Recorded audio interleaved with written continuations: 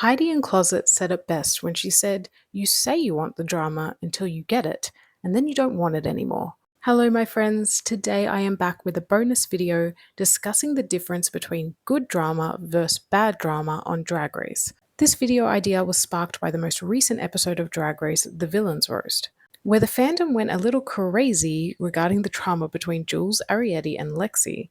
What one defines as good or bad drama will vary from person to person, so this is just my opinion, but I do think we need to be having this conversation.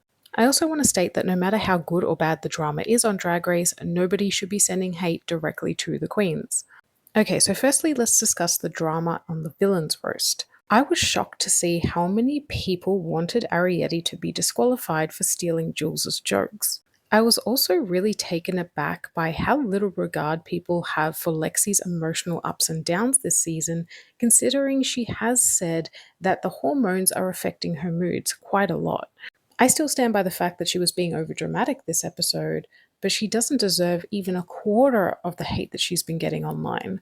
When it comes to Arietti, this might be controversial, but I don't think she needed to be disqualified at all. For one, stealing someone's jokes on Drag Race has never been a rule. Is it underhanded and sneaky? Sure. But it's also good television, and production never intervened for a reason. You see how that works? This was also the first time that all the queens workshopped their material all together, and so the opportunity was there. And really, in the end, this all backfired on Arietti, so it's not like it was successful. I think if Jules had ended up going home as a result of Arietti's actions, Arietti probably would have needed to go into witness protection. But she went home anyway, so do we really need her to be disqualified? I think not. I'm going to circle back and tell you whether I think that this particular situation was good or bad drama. But before that, let's define good drama. In my opinion, good drama would never exist in the real world. It only exists inside a reality TV competition setting. For example, Trimgate, Spray Paint Gate, this is all good drama. These situations were born out of a pressure cooker setting. The girls are stressed, they're operating within a time limit, and they're stuck together week after week. Therefore, it's normal for tension to rise and for them to act out of character. That is good drama. I also think good drama can be defined as how they feel about each other now. We need to remember that these seasons were filmed a year ago, so most of the spats have been resolved. And drama like Spray Paint Gate was literally resolved the next day, so I still don't understand why Lexi got so much hate. They were fine. Why aren't you fine? All of this to say, if the queens are fine now and they acted out of a pressure cooker situation that you can only find on reality TV, it's good drama. Now let's talk about bad drama. Bad drama is more personal. It lingers, as in it continues outside of the show, and it feels uncomfortable. The perfect example is Nelenia vs. Queen Kong on Global All Stars. Kitty Scott Claus has since apologized to Nelenia and they have made up. They are fine, but it is not the same case with Queen Kong and Nelenia. She did apologize for saying that Nelly didn't deserve to win, but she has not apologized for how she treated her. Nelly has since said that she felt very lonely on the set of Global All Stars, she felt isolated, and she was bullied week after week after week. This is bad drama, and there was no resolution. Another example of bad drama is the Vixen vs. Eureka on season 10. I hope it's clear that they were both at fault here, but the Vixen has gone on to have many arguments with other queens since. And so has Eureka. I have never liked this drama on season 10. It felt deep, it felt personal, it felt uncomfortable, and it felt confronting. This was so much more than just a reality show pressure cooker situation.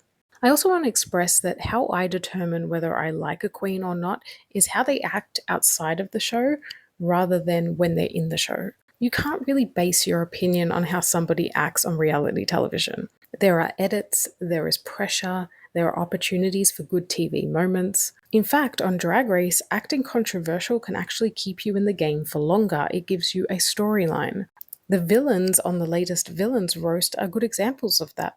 Candy Muse, Plain Jane, and Mistress all had ongoing storylines that kept them relevant and interesting. That's not to say that their drag wasn't up to a very high standard, but they did solidify themselves as strong players in the game.